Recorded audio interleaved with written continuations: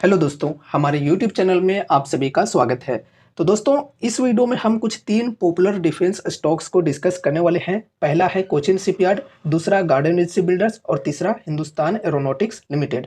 तो first of all in stocks ने आज के दिन किस प्रकार से परफॉर्म किए हैं वो डिस्कस करेंगे एंड उसके बाद हम ये भी डिस्कस करेंगे कि अभी इन स्टॉक्स के अंदर हमारे लिए कैसी अपॉर्चुनिटीज अवेलेबल हैं लॉन्ग टर्म इन्वेस्टमेंट के पॉइंट ऑफ व्यू से। तो चलो वीडियो को शुरू करते हैं।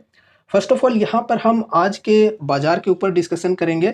आज हमारे बाजार ने किस प्रकार से परफॉर्म किए हैं। तो यहाँ पर देख सकते हो लगभग सभी इंडाइसेज के अंदर हमें ग्रीन में क्लोजिंग देखने को मिल रही है। ठीक है, बढ़िया है। सभी इंडाइसेज ग्रीन में क्लोजिंग दिए हैं आज के दिन। अगर हम निफ्टी 50 की बात करें तो लगभग 1.25% की तेजी देखने को मिली है। निफ्टी नेक्स्ट 50 की बात की जाए तो भाई साहब बहुत ही बेहतरीन तेजी देखने को मिली है, जबकि यहाँ पर भी लार्ज कैप के ही कंपनीज होते हैं। तो यहाँ पर बहुत ही बेहतरीन तेजी देखने को मिली है 3% की। अगर हम निफ्टी 100 की बात करें तो 1.64% की तेजी देखने को मिली है। मिड कैप 50 की बात की जाए तो 2.7% की तेजी, मिड कैप 100 की बात की जाए तो 2.25% की तेजी देखने को मिली है। फिर यहाँ पर स्मॉल कैप 100 की बात करें तो 2.86% की तेजी, स्मॉल कैप 50 की बात करें तो लगभग 3% की तेजी। देखा जाए तो आज के दिन बाजार का जो मूड था बढ़िया था, बुलिश ट्रेंड आज के दिन हमें देखने को मिले हैं। एंड देखो, अगर आपके पोर्टफोलियो में small cap and mid cap के स्टॉक्स काफी ज्यादा हैं तो आज आपके पोर्टफोलियो ने आई थिंक निफ्टी 50 को बीट किया होगा। कमेंट में बता सकते हो कि आज आपके पोर्टफोलियो ने किस प्रकार से परफॉर्म किया है। चलो अब आगे बढ़ते हैं, थोड़ा सा सेक्टोरल इंडेक्सेस के ऊपर डिस्कशन कर लेते हैं। तो देखो लगभग सभी सेक्टर्स के अंदर बढ़िया तेजी हमें देखने को मिली है। स्पेशली यहाँ पर अगर हम बात करें मीडिया, मेटल, फार्मा एंड फिर यहाँ पर ऑयल एंड गैस, तो ये कुछ ऐसे सेक्टर्स हैं जिनके अंदर बहुत ही बेहतरीन तेजी देखने को मिली है। ठीक है, फिर यहाँ पर हेल्थ केयर इंडेक्स की भी बात करें तो यहाँ पर भी बहुत ही बेहतरीन तेजी देखने को मिली है। स्पेशली यहाँ पर अगर हम सिर्फ ऑयल एंड गैस की बात करें तो आज के दिन ऑयल एंड गैस के जो स्टॉक्स थे वो एकदम रॉकेट बने हुए थे। उन स्टॉक्स के अंदर बहुत ही बेहतरीन तेजी हमें देखने को मिली है। ठीक है, तो सभी सेक्टर्स के अंदर बढ़िया तेजी हमें देखने को मिली है आज के दिन। अब यहाँ पर बात आती है डिफेंस सेक्टर की। ठीक है, क्योंकि डिफेंस स्टॉक्स को हम डिस्कस करने वाले हैं इस वीडियो में। तो देखा जाए तो डिफेंस इंडेक्स के अंदर जो 15 स्टॉक्स हैं, टॉप 15 डिफेंस स्टॉक्स हैं, तो सभी के अंदर बढ़िया यहाँ पर हमें तेजी देखने को मिली है। देख सकते हो कोई 4%, कोई 4.5%, कोई 5%, कोई 3.5%, कोई 2, कोई 1, इस प्रकार से यहाँ पर हमें तेजी देखने को मिली है लगभग सभी स्टॉक्स के अंदर। सिर्फ एक स्टॉक को छोड़कर इसमें भी यहाँ पर गिरावट भी आई है, तो कुछ खास नहीं, -0.04% की सोलार इंडस्ट्रीज के अंदर। ठीक है, तो सिर्फ इसके अंदर गिरावट आई है, वो भी बहुत ही छोटी सी। बाकी सभी कंपनीज के अंदर देख सकते हो कितने बढ़िया तेजी बने हैं आज के दिन। यहाँ पर देख सकते हो बहुत ही बेहतरीन है। अब चलो आगे बढ़ते हम कंपनीज के ऊपर। अब दोस्तों यहाँ पर हम कोचिन शिपयार्ड की बात करें तो यहाँ पर देख सकते हो वॉल्यूम पिछले दिन के मुकाबले में एकदम डबल हो गई है। 25 लाख की वॉल्यूम थी पिछले दिन, जो कि बढ़कर आज 59 लाख पर पहुंच गई है। नेक्स्ट यहाँ पर हम जीआरएससी यानी कि garden rich builders and engineers की बात करें तो यहाँ पर देखो पिछले दिन 14 लाख की वॉल्यूम थी, जो कि आज बढ़कर 29 लाख पर पहुंच गई है। तो दोनों कंपनीज के अंदर वॉल्यूम की बात की जाए तो डबल से भी ज्यादा हमें आज के दिन देखने को मिली है पिछले दिन के मुकाबले में। अब यहाँ पर अगर हम एचएल की बात करें तो यहाँ पर कुछ खास देखने को नहीं मिली है। पिछले दिन वॉल्यूम थी 22 लाख की, जो कि आज यहाँ पर थोड़ी सी कम हो गई है, 21 लाख हो गई है। तो यहाँ पर वॉल्यूम कुछ खास देखने को नहीं मिला, लेकिन इससे मुझे कुछ खास प्रॉब्लम भी नहीं है, क्योंकि ये जो कंपनी है ये ज़्यादा गिरी भी नहीं थी। गिरी थी ज़्यादा ये जीआरएससी और कोचिन शिपयार्ड। तो यहाँ पर इस वजह से अगर हम वॉल्यूम की बात करें तो वॉल्यूम काफ़ी बढ़िया आज हमें देखने को मिली है, तो ये एक खुशी की बात है। चलो ठीक है, अब यहाँ पर हम डिलीवरी वालों की बात करें तो हालांकि डिलीवरी वालों की जो संख्या है यहाँ पर कम है, परसेंटेज कम है डिलीवरी में लेने वालों की, लेकिन चलो कोई बात नहीं, तेजी आ जाएगी। बस कंपनी बढ़िया होनी चाहिए, फंडामेंटली स्ट्रांग होनी चाहिए, कंपनी की जो फाइनेंशियल्स हैं वो स्ट्रांग होनी चाहिए। ठीक है, अब दोस्तों देखो यहाँ पर अगर हम स्पेशली कोचिन शिपयार्ड और गार्डन रिच बिल्डर्स के अंदर बात करें तो देखो इनके अंदर बढ़िया तेजी बनी। इसके पीछे काफी सारे रीजंस हैं।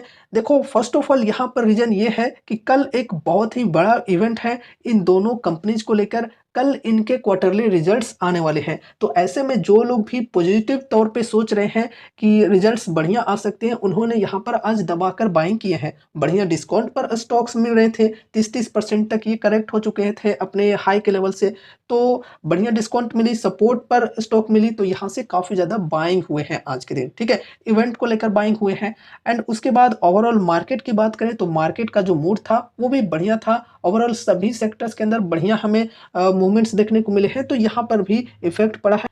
एंड उसके बाद यहाँ पर अगर हम इनके रिजल्ट्स की बात करें तो देखो रिजल्ट्स कैसी आ सकती है, इसके ऊपर हमने ऑलरेडी डिस्कशन किया था। अगर आपने उन वीडियोज को नहीं देखा है तो जरूर से देख लेना। वो वीडियोज के लिंक्स मिल जाएंगे आई बटन पर, साथ ही साथ एंड स्क्रीन पर। लेकिन पहले इस वीडियो को कंप्लीट कर लो एंड उसके बाद आप उन वीडियोज को भी देख लेना, ठीक है।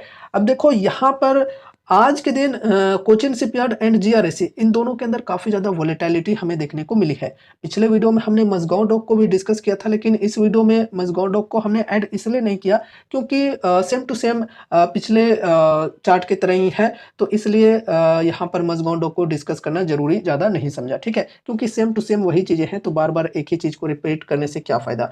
तो यहाँ पर अगर हम कोचिन शिपयार्ड और गार्डन रीच बिल्डर्स की बात करें तो भाई सर्किट फिल्टर यहाँ पर चेंज हो चुकी है, 10% की सर्किट लिमिट हो चुकी है। तो यहाँ पर आज के दिन हमें 5% से ज़्यादा की मूवमेंट्स देखने को मिली है।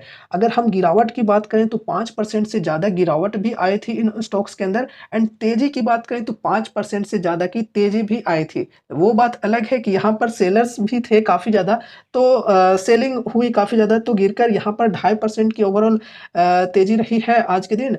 एंड यहाँ पर अगर हम जीआरएसी की बात करें तो 3.77% की तेजी रही है। लेकिन ओवरऑल आज के दिन बायर्स और सेलर्स दोनों के बीच काफ़ी ज़्यादा मुकाबला चला है, काफ़ी ज़्यादा लड़ाई चला है, लेकिन जीता है कौन?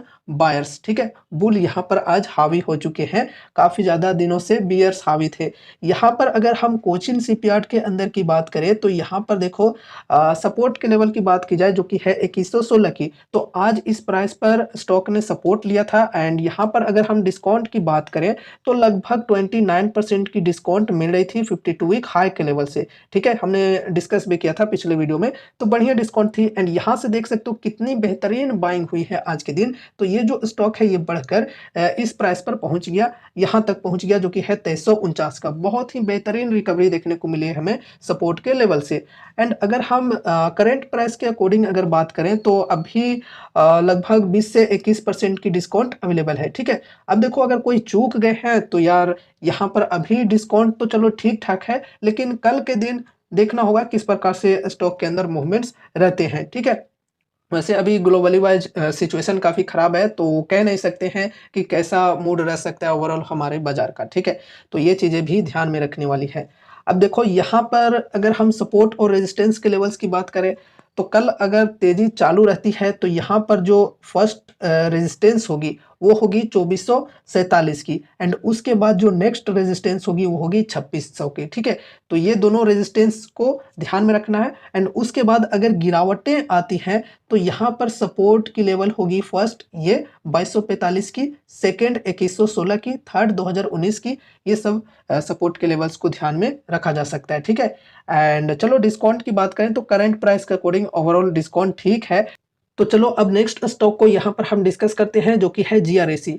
यहाँ पर भी अगर हम बात करें तो देखो यहाँ पर भी काफ़ी ज़्यादा गिरावट आई थी। सपोर्ट के लेवल की बात करें तो 1963 की है, तो इस सपोर्ट तक स्टॉक आज गिरकर आ गई थी। यहाँ पर अगर हम डिस्काउंट की बात करें तो लगभग 30% की डिस्काउंट मिल रही थी। एंड इस सपोर्ट से देख सकते हो काफ़ी ज़्यादा बाइंग हुई थी, तो स्टॉक ये जो है ये बढ़कर 2178 पर क्लोज हुआ है। बहुत ही बेहतरीन तेजी हमें देखने को मिली है, बहुत ही बेहतरीन रिकवरी देखने को मिली है सपोर्ट के लेवल से।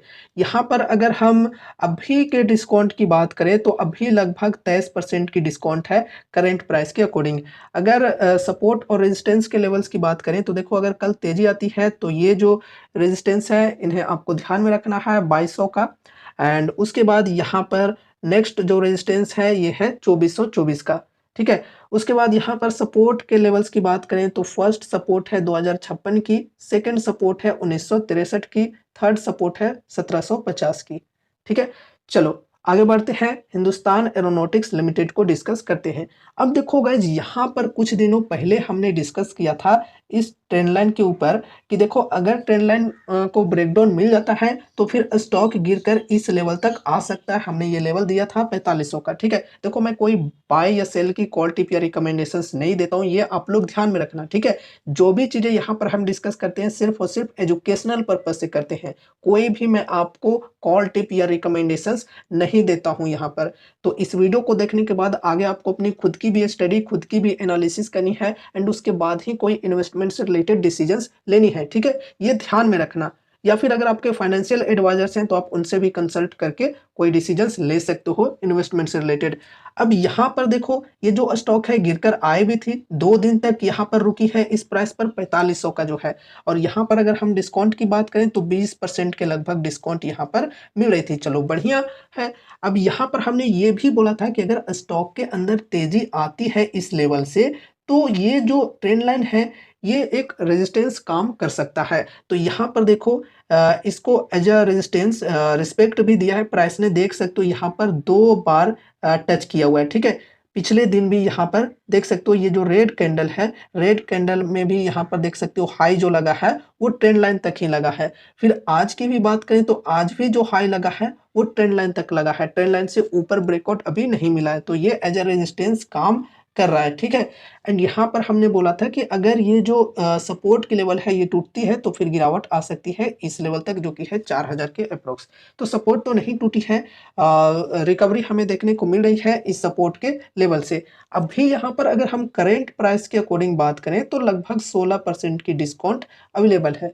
ठीक है, सो अभी हमने इन तीनों स्टॉक्स के ऊपर डिस्कशन किए हैं, किन के अंदर कैसी अपॉर्चुनिटीज हमें मिल रही हैं एंड आज के दिन किस प्रकार से इन स्टॉक्स ने परफॉर्म किए हैं। बहुत ही बढ़िया आज के दिन हमें रिकवरी देखने को मिली है इन स्टॉक्स के अंदर। स्पेशली हम जीआरएसी और कोचिन शिपयार्ड की बात करें तो इनके अंदर बहुत ही बेहतरीन रिकवरी देखने को मिली है।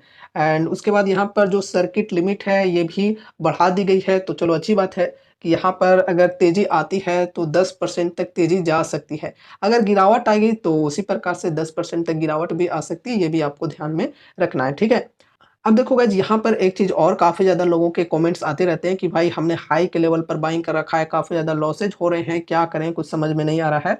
तो देखो यार, मैं बार बार बोला करता हूं कि अगर आपका विजन है लॉन्ग टर्म का, कंपनी के ऊपर अगर आपको भरोसा है, कंपनी के फंडामेंटल्स, फाइनेंशियल्स, ग्रोथ के ऊपर भरोसा है और अगर आप लॉन्ग टर्म के लिए होल्ड करना चाहते हो तो फिर इतना टेंशन क्यों लेते हो भाई। ये शॉर्ट टर्म में गिरावट जो आते हैं ये बेसिकली अपॉर्चुनिटीज लेकर आते हैं, तो उतना ज्यादा टेंशन लेने की जरूरत नहीं है।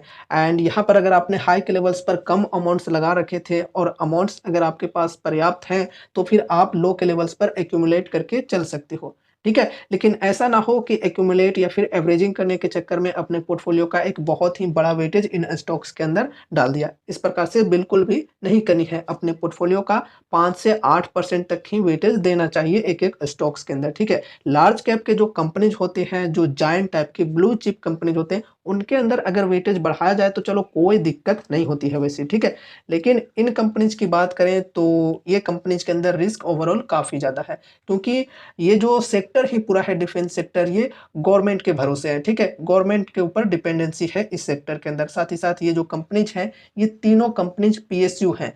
तो पीएसयू स्टॉक्स के अंदर तो आपको पता होगा ही कि गवर्नमेंट के ऊपर डिपेंडेंसी होती है। तो इस वजह से गवर्नमेंट अगर सपोर्ट करेगी इन कंपनीज को तभी ये कंपनीज आगे बढ़ पाएंगी, वरना नहीं बढ़ पाएंगी। ये चीज़ों को आपको समझकर चलना है कि इस प्रकार के रिस्क हैं, इसलिए सोच समझकर ही लिमिटेड अमाउंट के साथ ही चलना चाहिए। बाकी ये कोई रिकमेंडेशंस या एडवाइस नहीं है, आप अपने अनुसार, आपके स्टडी, आपके एनालिसिस के अनुसार जो आपको ठीक लगता है उस अनुसार भी चल सकते हो। सो ये रही हमारी आज की वीडियो। उम्मीद है कि इस वीडियो के माध्यम से आपको कुछ यूजफुल इन्फॉर्मेशन मिले होंगे। तो वीडियो को लाइक करके चैनल को सब्सक्राइब कर देना और मिलते हैं अगले नए वीडियोज के साथ। तब तक के लिए बाय बाय।